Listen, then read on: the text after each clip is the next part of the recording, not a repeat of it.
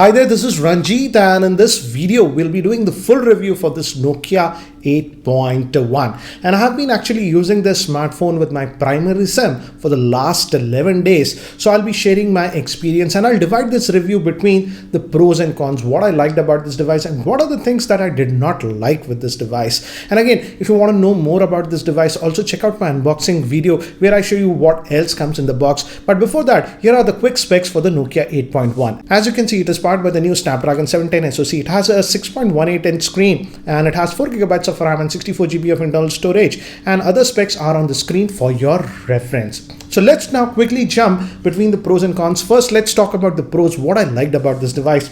And later part of the video, I'll talk about some of the things that I actually did not like. And by the way, guys, this smartphone is sold in India via Amazon for 27,000. And I purchased this unit from Amazon. It's not a review unit, it's a retail unit. I'll have the link for Amazon in the description area. So the first thing that I like is the 6.18 inch screen. It's not as big as most of the other phones, so it's slightly on the compact size. These days, most of the phones are having 6.3 inch screen or something like that. So they're slightly bigger. So as you can see, this one is slightly on the smaller size. So if you don't like very big phones, then it's okay size in my frank opinion. And moving to the processor, it's having the new Snapdragon 710 SoC, and it's a pretty fast processor, I would say. And as it's an Android One device, again, you don't have any lag with this phone. Everything actually works very well, and the Snapdragon 710 SoC handles everything fine. So in terms of fluidity, I did not have any problem with this device. It's very fluid,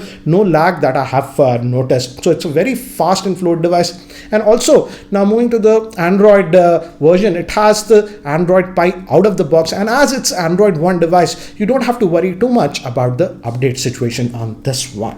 Now moving to RAM management, I was initially a lot worried with this device because this comes with just 4 GB of RAM. There is no variant of 6 GB or anything like that, and storage is also 64 GB. There's only one variant that is being sold in India. So I was a little bit skeptical, but I'm happy to say that the RAM management has been done very well on this device, and even though it just has 4 GB of RAM, it handles apps very well, and even some apps that have to be in memory like Truecaller, etc., don't get booted out. So the RAM management has been done well on this device, though it just has 4 GB of RAM. Now moving to another thing is the fingerprint scanner. It's here at the back. As I've told you in the unboxing video, it takes a little bit 1 or 2 days to get used to it because it's very flush with the back. It's a glass back, but once you get used to it, it is a fairly responsive fingerprint scanner, as you can see, and it works almost every time, as you can see. So I don't have a problem with the fingerprint scanner. Now moving to the charger that is supplied in the box, I'm happy that Nokia has supplied a fast charger in a box. It's an 18-watt charger, so the device charges fairly quickly. It supports fast charging. And now let's talk about the battery life on this one. And I did test this for a couple of days in various scenarios. It has a 3500 milliamp hour battery, and initially I tested it with just a single SIM. And with a single SIM, I got very good battery life. As you can see from the charts, over about 1.5 days of standby and over 8 hours of screen on time. And I was very impressed with the battery life with a single SIM. But now I decided to use 2 SIMs because most of the users in India actually use their phones with 2 SIMs. So I put 2 SIMs. One is my Airtel SIM and other is a Jio SIM. And here I was surprised that the battery life took a huge hit, almost a 50% hit, as you can see from the screenshot. A screen on time just barely around 5 hours with the 2 SIMs. So this is very perplexing. With a single SIM, it was giving me great battery life, but if you use 2 SIMs, generally in other phones we take a hit of about 15% to 20% with a secondary SIM, but here the battery hit was almost 50% with a secondary SIM. So if you're going to use it with 2 SIMs, then the battery life is sort of average. You have to charge it every day. But if you're just going to use it with a single SIM, then the battery life is actually pretty good and it will last for about 1.5 days. Now moving to gaming, I played a couple of games with this. Asphalt 9 played without any issues, and I also played PUBG, as most of you actually asked me to play PUBG. And as you can see, this is the gaming footage with PUBG, and by default it goes to the high graphics setting, and as you can see, it plays PUBG also fine without any issues. I didn't notice any frame drops or stuff. So for gaming also, the gaming performance of the device is good. But yeah, with PUBG, like most other Android phones with extended gaming about 20 minutes, the back tends to get a little bit warm.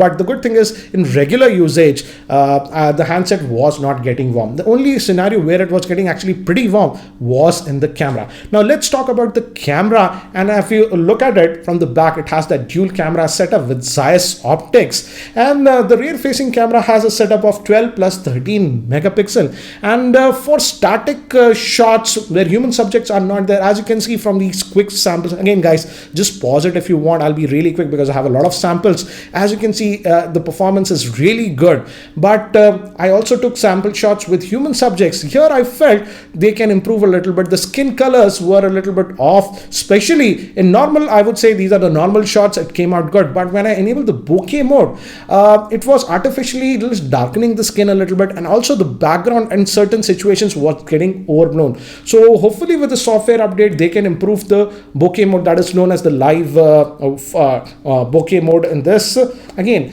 in the bokeh mode, I felt that the colors for human subjects was slightly off, and I tested it in various scenarios, indoor lighting, outdoor lighting, I had the same scenario. But if we just talk about the rear facing camera, if you don't use the bokeh mode, I feel the camera is excellent on this one, and also it has optical image stabilization. Hence, even if you shoot video with this one, the video comes out actually really good, and the audio pickup is also very good in the video department. Now let's move to the front facing camera. On paper it looks amazing, 20 megapixel, but one thing that I've noticed is, here are sample shots that I've took with this. It is over sharpening the subjects, human subjects, when you take photographs with the front facing camera. Hence the picture simply does not look that much smoothing. It actually looks very artificial, I would say. So again, though the camera is sharp, but with human subjects, the front facing camera performance, it is doing that artificial sharpening. Hence the pictures actually don't look that good. Now these were the things that I actually liked with this phone. Now let's move to the cons. These are the things that I did not like, and the first thing I would say again is that front facing camera. I hope they fix it with the software update, because I see a huge potential. They are just doing that artificial sharpening. For example, if you open Photoshop and slide the sharpen tool, how artificial it starts to look. That's what it's doing with the front facing camera, and I hope they improve it with the software update.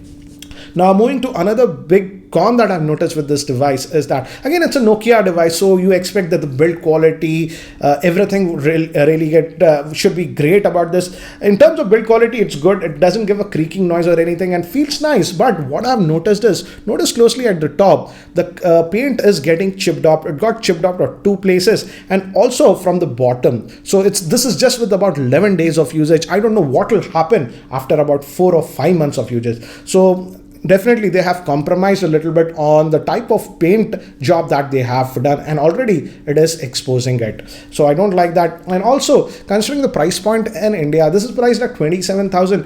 As I've told you, we only get one variant that comes with 4 gigabytes of RAM and 64 GB of storage. I feel for this price, they should have given at least 128 gigabytes of storage, or maybe a 6 gigabyte RAM variant.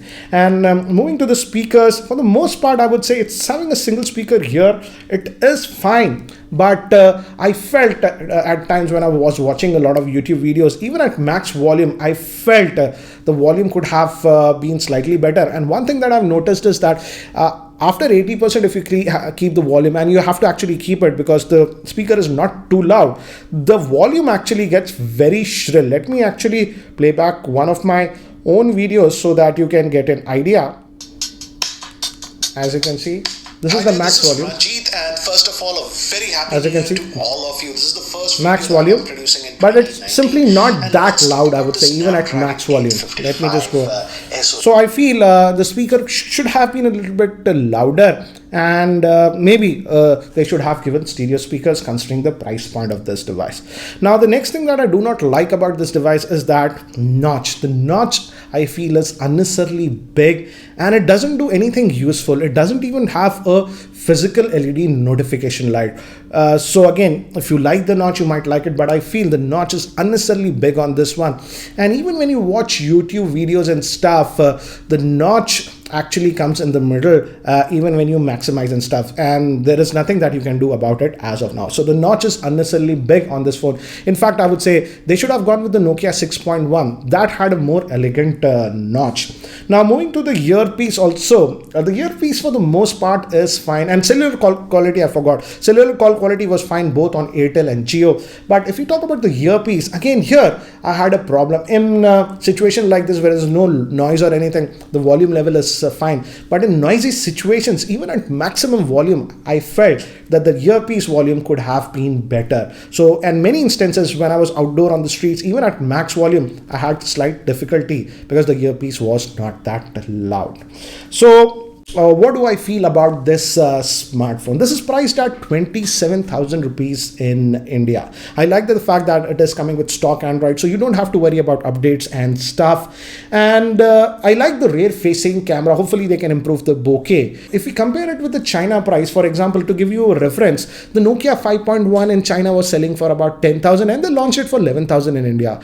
Similar situation for the Nokia 6.1 Plus. I think so in China it was for 15,000 rupees if we convert. And in India, they launched it about 16,500 or something. And this Nokia 8.1, which is actually known in China as Nokia X7, is for about 18,000. But in India, they launched it at 27,000. So I feel they're charging a huge premium. If only I would say they would have actually priced it at about 21 or 22,000, the pricing would have been justified. But at 27,000, because it does not have any IP rating, nor stereo speakers, nor that higher RAM or storage variant, you just get 4 gigabytes or 64 GB. And also, Gorilla Glass protection is not there on this. Officially, it's not there. They are using some new type of toughened glass. I googled about it. It's known as NEX glass. But at this price point, they should have given something like Gorilla Glass 5 or 6, which is not there. And they don't even supply a case in the box.